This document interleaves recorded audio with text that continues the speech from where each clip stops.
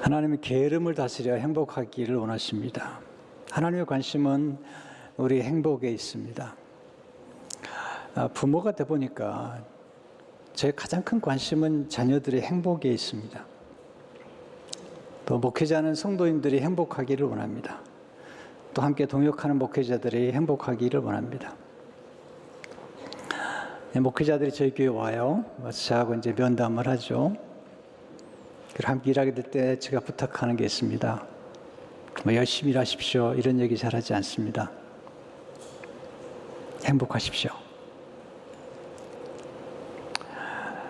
행복하십시오. 저랑 같이 있는 동안에 행복하십시오. 행복을 방해하는 장애물들을 우리가 알고 제거하는 게 필요한데 그 중에 하나가 게으름입니다. 예수님이 달란트에 비유해서 게으른 사람에 대해서 아주 과격한 표현을 하시죠. 주님이 이렇게 표현하는 분이 아닌데 이 문제만큼은 굉장히 과격하게 표현하시죠. 26절에 보시게 되면 그 주인이 대하여 이르되 악하고 게으른 종아. 악하고 게으르다. 게으른 게 악하다. 그렇게 말씀을 하시는 것입니다. 그렇게 책망하시는 데서 멈추는 것이 아니라 28절에 보시면 그에게서 그 한 달란트를 빼앗아 10달란트 가진 자에게 주라. 빼앗아 주라. 거기서 끝나지 않습니다. 더 무서운 책망을 하시는데 30절에 보시면 이 무익한 종을 바깥 어두운 데로 내쫓으라. 거기서 슬피 울며 이를 갈리라 하시니라. 이 무익한 종이라는 게 쓸모없다는 표현인데 내쫓으라는 거죠. 게으름이 낳는 것은 불행이죠. 책망과 슬픔이죠. 프란츠 카프카의 말을 가끔 인용하죠. 인간에게 큰 죄가 두 가지 있으며 다른 죄는 모두 여기서 나온다. 저급함과 게으름이 그것이다. 이 저급함은 제가 다음 주에 말씀드리겠고 오늘은 게으름에 대해서 집중적으로 좀 말씀드리겠습니다. 달란트에 비해 보면 칭찬받고 인정받고 더 많은 것을 맡게 되는 종들이 있는 반면에 게으른 종이 있죠. 우리는 어떻게 하면 게으른 종이 되지 않을 수 있을까요? 그게 이제 오늘 제가 드리고 싶은 말씀. 이 비유는 구원에 관한 비유가 아닙니다. 오해하지 마시면 좋겠고요. 구원에 관한 비유가 아닙니다. 이 비유는 우리에게 맡긴 재능과 은사를 가지고 어떻게 활용하느냐, 우리에게 맡겨지신 것들에 대해서 어떻게 관리하느냐, 어떻게 키울 것인지 그런 비유에 대한 말씀이죠. 비유마다 목적이 있는데 그런 면에서 우리가 말씀을 이해하는 게 도움이 됩니다. 자, 첫째로 배우는 교훈은 게으름의 위험과 그 정체를 파악하는 것이 지혜입니다. 달란트 비유는 이게 잘 알기 때문에 너무 익숙하다 보면 그냥 지나칠 수가 있는데 조금 세심하게 관찰해 볼 필요가 있어요. 14절을 보시면 또 어떤 사람은 비유로 보면 부유한 분이에요. 그리고 하나님이시죠. 타국에 갈 때 그 종들을 불러 자기 소유를 맡긴 것 같으니 종들을 불러서 소유를 맡겼어요. 중요한 표현이죠. 맡긴다는 표현이. 맡긴다. 이 비유에서 주인은 하나님이시고 우리는 종이라는 것이죠. 청직이다는 거죠. 청직이. 네이버 사전에 청직이란 말이 이렇게 정의를 했어요. 양반집에서 여러 가지 일을 맡아 보거나 시중을 드는 사람. 옛날 표현이죠.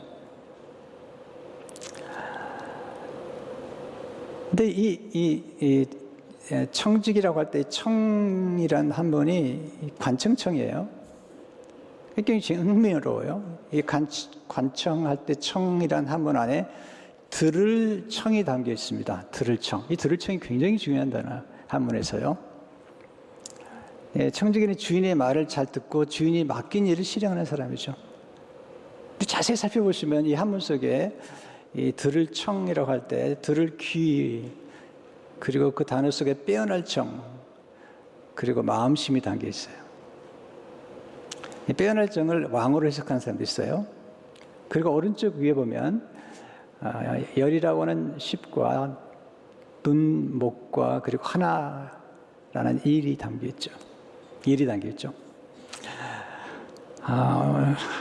이렇게 해석할 수 있겠죠. 청이란 관청에서 눈을 들어 임금을 바라보고 마음을 하나로 집중한 채 귀를 기울이는 일입니다.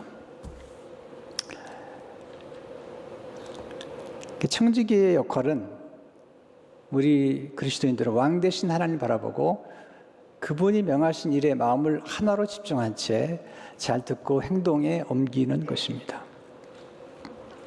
청지기란 자기 소유가 아니라 주인의 소유를 맡아서 관리하는 사람이죠. 요셉이 청지기 역할을 했죠. 보디발의 집에서 가정총무를 했고, 그리고 애굽에서는 국무총리가 돼서 나라 살림을 관리하는 그런 청지기 역할을 했습니다. 우리 모두는 하나님의 청지기죠. 베드로전서 4장 10절을 보게 되면 각각 은사를 받은 대로 하나님 여러 가지 은혜를 맡은 선한 청지기 같이 서로 봉사하라. 우리가 봉사할 때 하나님 우리가 각각 은사를 주셨는데 선한 청지기 같이 봉사하라고 말씀하고 있습니다. 우리의 정체성은 우리가 주인이 아닙니다. 우리가 하나님이 아닙니다. 우리는 청지기입니다. 내 인생, 그건 잘못된 표현이에요. 하나님께서 우리에게 맡기신 인생이지, 내 거라고요? 여러분 이제 죽으실 때 보면 알아요. 내 것이 아닌지를 알아요. 우리 하나님의 생명까지도 하나님의 것이기 때문에 우리 하나님께로 돌아가게 돼 있어요. 근데 이 달란트에 비해서 이 주인, 하나님이 굉장히 지혜로우세요. 그냥 제 달란트를 맡기신 게 아니라 재능을 따라, 그 역량을 따라, 그 능력을 따라 맡기세요. 15절을 보시면 각각 그 재능대로 한 사람에게는 금 5달란트를, 한 사람에게는 2달란트를, 한 사람에게는 1달란트를 주고 떠났더니, 이게 무슨 말씀이냐면 감당할 수 있는 능력에 맞추어서 달란트를 맡긴 것입니다. 근데 금 1달란트가 엄청난 돈이에요. 1달란트는 금 34kg을 의미하는데 그 당시에 한 사람이 20년 동안 일을 해야 벌 수 있는 돈입니다. 여러분 20년 동안 일을 해야 번 돈이라면 만약에 20년 동안 일을 하고 모은다면 그 엄청난 액수를 의미하죠. 최근에 보니까 20억 정도 된다 또는 200만 달러를 표현하는데 그보다 훨씬 가치가 있다고 볼 수 있겠죠. 그러니까 1달란트도 굉장히 큰 돈입니다. 이 달란트를 이제 돈의 묘사도 하시지만 우리에게 주신 재능들, 이 재능이 굉장히 중요하다는 것입니다. 근데 5달란트 받은 사람과 2달란트 받은 사람은 즉시 가서 장사를 해서 일을 해서 남긴 것입니다. 16절, 17절을 보시면 5달란트 받은 자는 바로 가서 그곳으로 장사하여 또 5달란트를 남기고 2달란트 받은 자도 그같이 하여 또 2달란트를 남겼을 때 문제는 1달란트 받은 사람이죠. 18절을 보시면 1달란트 받은 자는 가서 땅을 파고 그 주인의 돈을 감추어 두었더니 오랜 시간 지나서 주인이 와서 결산을 하죠. 근데 5달란트 받은 사람과 2달란트 받은 사람은 칭찬을 받아요. 남겼기 때문에. 1달란트 받은 사람은 땅에 묻어뒀기 때문에 책망을 받죠. 19절에 23절을 보게 되면 오랜 후에 그 종들의 주인이 돌아와 그들과 결산할세 5달란트 받았던 자는 5달란트를 더 가지고 와서 이르되 주인이여 내게 5달란트를 주셨는데 보소서 내가 또 5달란트를 남겼나이다. 그 주인이 이르되 잘하였도다. 착하고 충성된 종아 내가 적은 일에 충성하였으며 내가 많은 것을 내게 맡기려니 내 주인의 즐거움에 참여할지도 하고 2달란트 받았던 자도 와서 이르되 주인이여 내가 2달란트를 주셨는데 보소서 내가 또 2달란트를 남겼나이다. 그 주인이 이르되 잘하였도다. 착하고 충성된 종아 내가 적은 일에 충성하였으며 내가 많은 것을 내게 맡기려니 내 주인의 즐거움에 참여할지어다 하고 칭찬을 받죠. 내 문제는 1달란트를 받은 사람이 문제죠. 24절에 30절 보게 되면 한 달란트 받았지 자는 와서 이르되 주인이여 당신은 굳은 사람이라 심지 않은 데서 거두고 해치지 않은 데서 모으는 줄을 내가 알았으므로. 이 말은 무슨 말이냐면 씨를 뿌리지 않고 모은다는 거예요. 그런 사람인 줄 알았다는 거예요. 정말 큰 오해죠. 두려워하여 나가서 당신의 달란트를 땅에 감추어 두었었나이다. 보소서 당신의 것을 가지셨나이다. 그 주인이 되버리되 악하고 게으른 종아, 나는 심지 않은 데서 거두고 해치지 않은 데서 모으는 줄로 내가 알았느냐. 그러면 내가 마땅히 내 돈을 취리하는 자들에게나 맡겼다가 내가 돌아와서 내 언금과 이자를 받게 했을 것이니라 하고 그에게서 그 한 달란트를 빼앗아 10달란트 가진 자에게 주라. 무릇 있는 자는 받아 풍족하겠다고 없는 자는 그 있는 것까지 빼앗기리라. 이 한 달란트 받은 사람의 게으름의 정체가 뭐죠? 뭐에 게으른 거죠? 왜 이렇게 무익한 종이 되어버린 거죠? 쓸모없는 종이 되어버린 거죠? 네 가지 게으름을 우리는 경계해야 됩니다. 첫째, 생각의 게으름을 경계하죠. 생각의 게으름. 이 한 달란트 받은 사람은 생각 없이 살아가는, 어리석다는 거죠. 어리석다는 것은 생각 없이 사는 사람들이죠. 조금만 깊이 생각했다면 주인이 맡긴 달란트를 땅에 묻어두지는 않았을 것 같아요. 예수님도 말씀하시잖아요. 아니 그러면 취리하는 자들에게도 맡겨서 이자라도 남기지 그랬느냐 이런 얘기죠. 스카펙 책을 제가 좋아하는데요. 너무 충격적인 그 얘기를 읽은 거예요. 우리는 보통 원죄 그러면 교만죄, 불순종의 죄라고 생각하는데 스카펙은 더 뿌리로 올라갑니다. 원죄는 생각의 게으름이 있다. 하나님의 말씀과 뱀의 유혹하는 말을 비교해 봤다면, 그 조금만 더 깊이 생각해 봤다면 불순종하지 않았을 거라는 거죠. 성경은 생각하라, 기억하라고 많이 얘기하죠.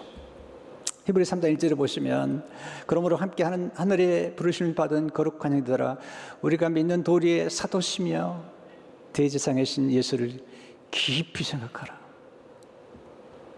생각이 깊어야 돼.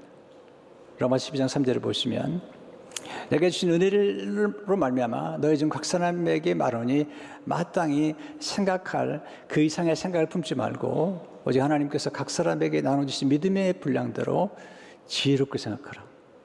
지혜롭게 생각하라는 거죠. 제가 목회 초기에 고든 맥도날드의 책을 읽으면서 생각이 얼마나 중요한가를 배웠습니다. 제가 자주 인용하는 인용문인데요. 더 좋은 인용문을 발견하지 못했기 때문에 반복해서 인용합니다. 생각한다는 것은 위대한 일이다. 동물과 다르죠. 마치 잘 단련되고 다듬어진 육체가 경주에서 잘 달릴 수 있듯이 잘 훈련되고 온전히 형성된 정신이 최선의 생각을 해낼 수 있는 것이다. 최선의 사고는 모든 피조물을 통치하시는 왕이신 하나님을 경외하는 가운데서 이루어질 때 성취에 관한 것이다. 하나님을 경외하는 생각, 하나님께 영광을 돌리는 생각, 하나님을 기쁘시게 하는 생각, 이 생각들이 좋은 생각이죠. 두 번째, 지식의 게으름을 경계하셔야 돼요. 이 한 달란트 받은 사람은 지식이 부족해요. 주인에 대한 지식이 없어요. 기가 막혀요. 24절 25절을 보게 되면 한 달란트 받았을 자는 와서 이르되 주인이여 당신은 굳은 사람이라 심지 않은 데서 거두고 해치지 않은 데서 모으는 줄을 내가 알았으므로 두려워하여 나가서 당신의 달란트를 땅에 감추어 두었나이다. 보소서 당신의 것을 가지셨나이다. 이 생각의 게으름은 지식의 게으름을 낳죠. 이 지식의 게으름은 배움의 게으름, 배우지 않은 거예요. 아니 다른 종들에게 배울 수 있잖아요. 주인이 어떤 분이신지 주인에 대해서 몰라요. 게을러요. 공동본님이 이렇게 보니까 무서운 분이신 줄 알고 있었습니다. 그래서 두려운 나머지 저는 주인님의 돈을 가지고 가서 땅에 묻어두었습니다.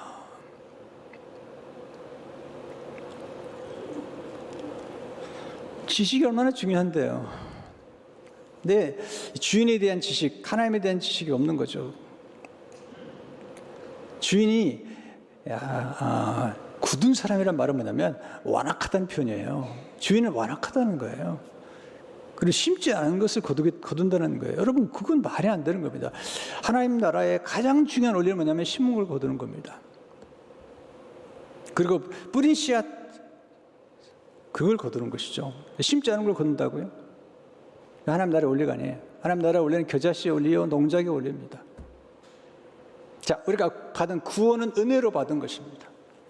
또 우리가 인생을 살다 보면 상당히 은혜로 주어지는 때가 많이 있습니다. 그러나 우리가 누린 은혜도 하나님 아버지께서 예수 그리스도를 십자가에 죽게 하심으로, 곧 씨앗을 뿌려 하늘의 미랄이 땅에 떨어져 죽게 하심으로 우리가 그 결과 은혜를 누리게 된 것이죠. 구원도 은혜로 받은 것이지만 하나님의 심은 것을 거두는 거죠. 심지 않고 거둔다는 것은 이건 마귀가 하는 생각이지 하나님의 생각이 아닙니다. 씨를 뿌리지 않고 거둔다고요? 이건 말이 안 되는 거죠. 하나님 원하시는 것은 우리가 배우고 하나님 더 깊이 알아가는 것입니다. 하나님 우리가 올바로 알기를 원하죠. 하나님 인색한 분이 아니세요. 하나님 지혜로우신 분이시죠. 호세아 6장 6절을 보시면 난 인애를 원하고 제사를 원하지 아니하며 번제보다 하나님을 아는 것을 원하노라. 에베소서 13절을 보게 되면 우리가 하나님 아들을 믿는 것과 아는 일이 하나가 돼요. 알아야 돼요. 알아야지 성장하는 거예요. 아는 것만큼 사랑할 수가 있고 아는 것만큼 우리가 성장할 수 있죠. 근데 한 달 반 사람 하나님을 모르는 거죠. 알려고 하지 않았던 거죠. 루이스가 말해요. 하나님을 게으름뱅이를 좋아하지 않지만 지적인 게으름뱅이들은 더더욱 좋아하지 않으신다. 지적인 게으름, 위험한 것입니다. 고든 맥도날드가 이렇게 말하죠. 그리스도인이 되면 세계는 지적 성장이라는 부분에 진지한 관심을 기울이지 않는다면 나약해져 무방비 상태가 되며 부지세질 것이다.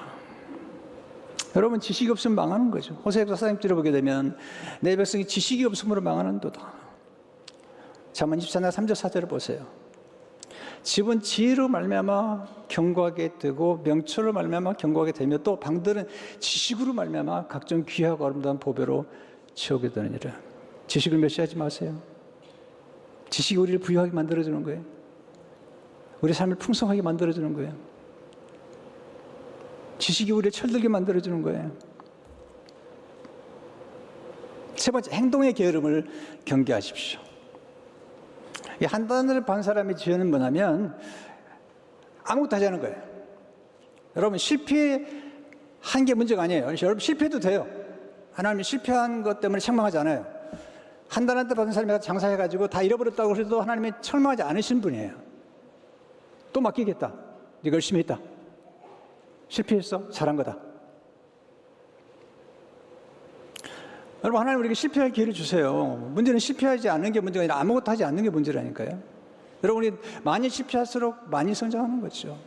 월트 디즈니 이런 분들은 3번 정도 파산했어요. 뭐 그런 일이 많아요. 사업하는 분들 가운데 어떠한 일이 많은 거죠. 저도 실패했잖아요. 하나님은 실패한 것 때문에 책망하는 분이 아니세요. 베드로가 바닷물 속에 빠진 것 때문에 책망하지 않으세요. 아무것도 안 한 거죠. 잠언 12장 17절 보세요. 게으른 자는 그 집을 잡을 것도 사냥하지 아니하느니 사람의 부귀는 부지런한 자의 것이니라. 예수님 말씀하세요. 27절을 보시면요, 기가 막히니 그러면 내가 마땅하니 내 돈을 취리하는 자들에게나 맡겼다가 내가 돌아와서 이제 원금과 이자를 받게 하실 것이니라 하고. 여러분, 돈을 무시하지 마세요. 여러분, 돈을 사랑하는 것이 일만하게 뿌릴 수 있어요. 돈을 사랑하지 마세요. 우리는 사랑하면 숭배하게 되고 사랑하면 사랑하는 대상에 충성하게 되잖아요. 그러니까 돈을 사랑하면 돈을 숭배하게 돼요. 위험해요. 돈에게 충성을 하게 돼요. 위험한. 주님은 돈을 사랑하지 말지만 돈을 무시하지 말라는 거예요. 주님 말씀하시잖아요. 아니, 이자라도 받아야지 되지 않느냐. 가만두냐는 거예요. 여러분, 돈을 과소평가하지 마세요. 주님은 돈을 절대로 과소평가하지 않아요. 돈을 어느 정도 평가했냐면 하나님 같다는 거예요. 하나님처럼. 돈의 파워가 하나님 같다는 거예요. 돈과 하나님을 함께 섬길 수 없을 만큼 그만큼 무게를 뒀어요. 예수님이 비유가 3분의 2가 돈 얘기예요. 돈을 정확하게 알고 돈을 잘 활용하면 그건 지혜로운 거죠. 지혜를 아는 것은 행하는 것이잖아요. 마태복음 7장 14절을 보게 되면 게으른 사람, 그러면 누구든지 나 이름을 듣고 행하는 자는 그 집을 반석 위에 지은 사람 같으리니. 자꾸 미루지 말라고요. 뭐든지요. 자, 그럼 어떻게 하면 좋겠는가? 두 번째로, 맡겨진 것을 충성하는 지혜. 우리가 게으르지 않고 충성된 것. 21절을 보시면 그 주인이 이르되 잘하였도다 착하고 충성된 종아, 내가 적은 일에 충성하였으면 내가 많은 것을 내게 맡기니 내 주인의 즐거움에 참여할지어다 하고. 하나님은 착하고 첫째로 충성된 성품을 칭찬하죠. 성품이 중요합니다. 악한 성품, 이게 개헌을 만드는 거죠. 착한 성품이 충성되는 거죠. 제가 보니까, 지금 살아보니까 이제 좀 알겠는데 뭐냐면, 충성된 사람들은 단기적으로 볼 때는 손해를 보는 것 같아요. 근데 장기적으로 보면 반드시 결과가 좋아요. 성실하고 충성된 사람들은 단기적으로는 손해를 보는 것 같아요. 근데 장기적으로는 굉장히 결과가 좋아요. 게으르고 약삭 빠른 사람들은 당장은 도움이 되는 것 같지만 장기적으로는 반드시 불행해져요. 두 번째, 맡겨진 일에 충성을 해서 칭찬하시잖아요. 맡겨진 것. 두 사람 맡긴 걸 가지고 장사를 했어요. To work 이란 말을 썼어요. 재밌는 것은 여러분, 누군가가 맡긴다는 걸 신뢰한다는 것입니다. 맡긴다는 영어로 보니까 interest예요. interest. E-N-T-R-U-S-T. 거기에 trust가 들어있어요. trust. 하나님께 우리에게 뭔가를 맡긴다는 그 영어 단어 속에 trust가 들어있어요. 여러분, 교회에서 여러분에게 뭔가 일을 맡긴다고 생각하면 여러분 신뢰해서 맡기는 거예요. 어떤 분은 사람들을 신뢰하지 않는데 그건 잘못된 거예요. 하나님처럼 의지하지는 않아야 되지만 우리가 사람을 신뢰하는 것이 인간관계에 정말 중요한 거예요. 어떤 분은 그러더라고요. 개인을 믿어도 사람 믿지 말라. 여러분, 그 위험한 얘기예요. 예수님께서 12제자를 키웠는데 한 명만 예수님 팔았지 11명은 다 예수님께 충성해지잖아요. 여러분들이 한 명 때문에 모든 사람을 불신하지 말라고요. 아니, 신뢰해주는 사람에게 우리는 목숨을 바치는 거예요. 맡겨진 일이에요. 그런데 4장 2절을 보니까 그리고 맡은 자들에게 구할 것은 충성이니라. 세 번째, 적은 일에 충성하네요. 적은 일에. 네, 21절을 보시면 내가 적은 일에 충성하였으며. 네, 여러분 16장 10절을 보게 되는 주님이 이렇게 말씀하시죠. 지극히 작은 것에 충성된 자는 큰 것에 충성하고 지극히 작은 것에 불의한 자는 큰 것에도 불의한 자. 하나님이 우리한테 요구하는 건 많은 걸 요구하지 않았어요. 사실은요. 우리가 할 수 있는 대로 우리의 역량에 따라서 적은 일에 충성했다고 칭찬하시는데 그게 너무 좋아요. 네 번째, 맡긴 것보다 더 남긴 것을 더 많이 남긴 것을 칭찬하시죠. 충성은 맡긴 것보다 더 많이 남기는 것입니다. 21절에 보면 내가 많은 것을 내게 맡기니, 이게요, 역량이 늘어납니다. 재능도 늘어납니다. 이게요. 5달란트 받을 정도, 5달란트를 관리해 줘도 되는데 남기니까 이제 10달란트만 주신 게 아니라 11달란트 주시는 거예요.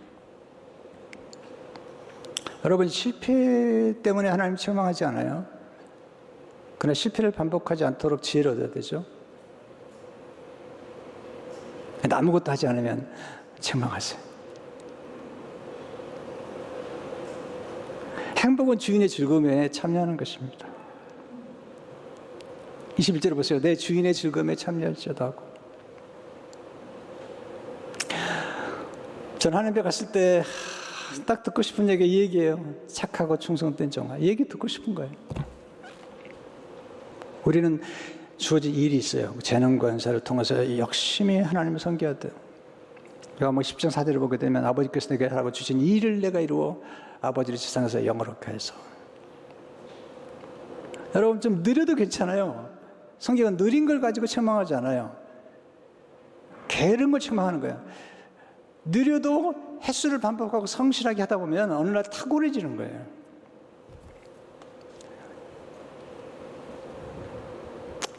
저는 간단합니다. 하루에 한 명 행복하게 해드리는 것 목표로 세웠고요.